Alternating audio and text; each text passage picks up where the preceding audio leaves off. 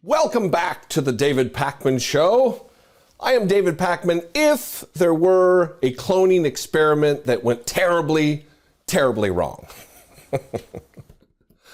Let's talk a little bit more today about Heather MacDonald and the right-wing obsession with race and racism, and not the way that they project on the left about being, oh, you're upset, everything's about race, in the way that they want to make white Christian nationalism the order of the day for the country.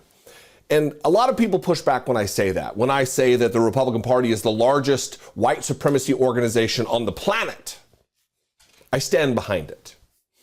Yesterday, Charlie Kirk had a woman named Heather MacDonald on his show. And I want to get you a little acquainted with this regular Fox News guest, Heather MacDonald. A woman who is a tireless defender of police, no matter what they do, no matter what news comes out, no matter what video is made public, tireless defender of police.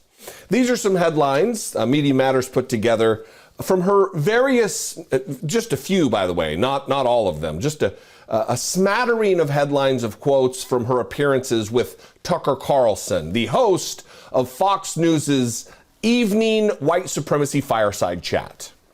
Teaching diversity curriculum in schools will destroy any possibility of further civilizational advance. We should not be bringing more black children into this country if Democrats think America is racist. Police are forced to arrest black men at higher rates, quote, by the facts of the crime. And finally, good law-abiding blacks aren't calling for the abolishment of police. Leave it to aging white lady to tell you what good law-abiding blacks are doing. Well, she was on with Charlie Kirk, the twitchy Zeppelin-headed freak over at Turning Points USA, another verging on very dangerous character. And they were having a conversation about policing. You know, after the release of the beating of Tyre Nichols, it is now on the lips of every conservative in the country, either making excuses for or outright denying that there was a problem with it. And Charlie Kirk makes an assertion that is and has been and will continue to be a legitimate white supremacist talking point. Many of you know that my wife, my co-host and my partner in content creation, Brittany Page, was raised in a virulent white supremacist household.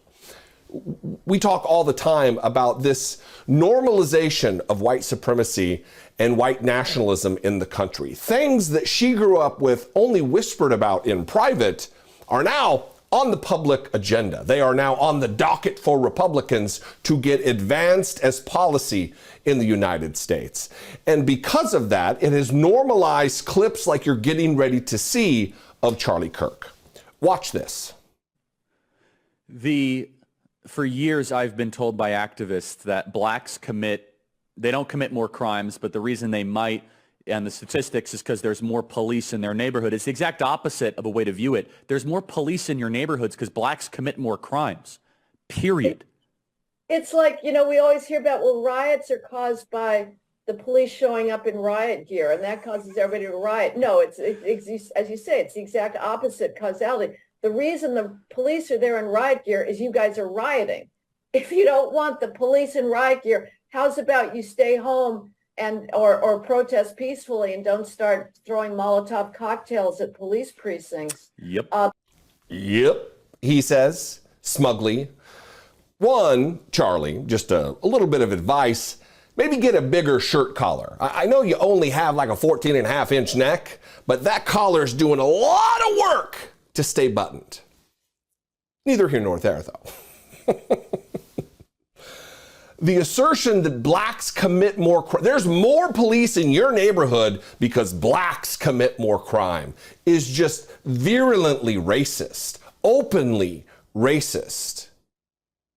And then the clip continues because then they're breaking their own arms, patting themselves on the back about all of the contributions that Western culture has provided and denigrating third world countries as having done nothing for the world. It's all, again, part and parcel, pattern and practice, standard operating procedure for virulent, sinister white supremacists.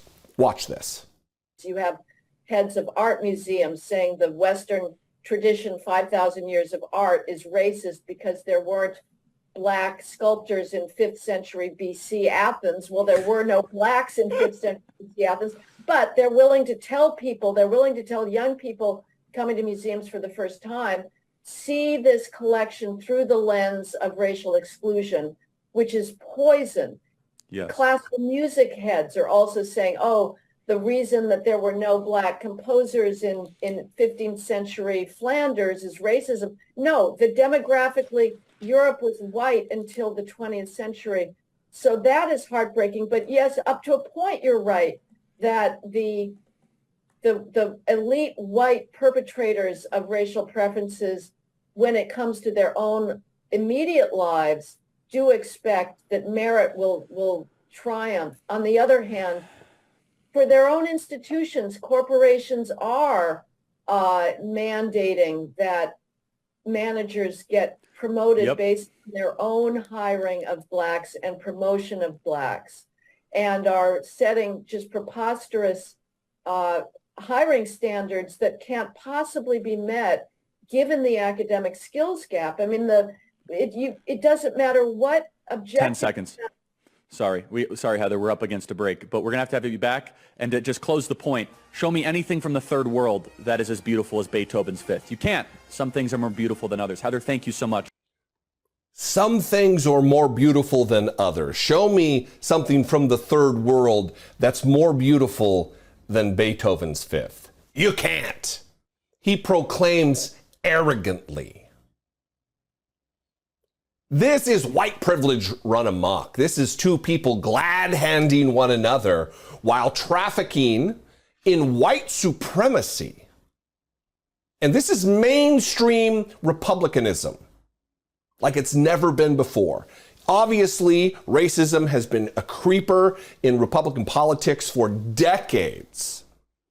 We witnessed it with the Southern strategy and how it gained a foothold when Reagan announced his campaign. A Californian announced his run for presidency in the 80s in Mississippi. And now it's taken a foothold. It's gross. Every day, we see more and more stories about what tech companies and ISPs are doing with your data. Facebook just settled a huge lawsuit alleging they gave millions of users' data to a company helping the Trump campaign. Everyone should be using a VPN every time they connect to the internet. No excuses. A VPN hides your IP address. It can keep your data private from these companies and even from hackers. That's why I reached out to Private Internet Access about being our sponsor. Private Internet Access is the only VPN that has proven in court multiple times they don't log your browsing history. Their no-log practices are also independently audited by Deloitte.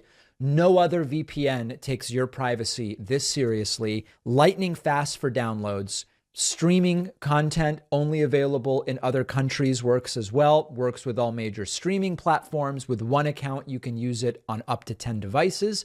And they have a 30-day money-back guarantee. And their 24/7 support is amazing. Go to piavpn.com/Pacman to get 83% off. That's $2.03 a month, and you'll get 4 months free. The link is down below.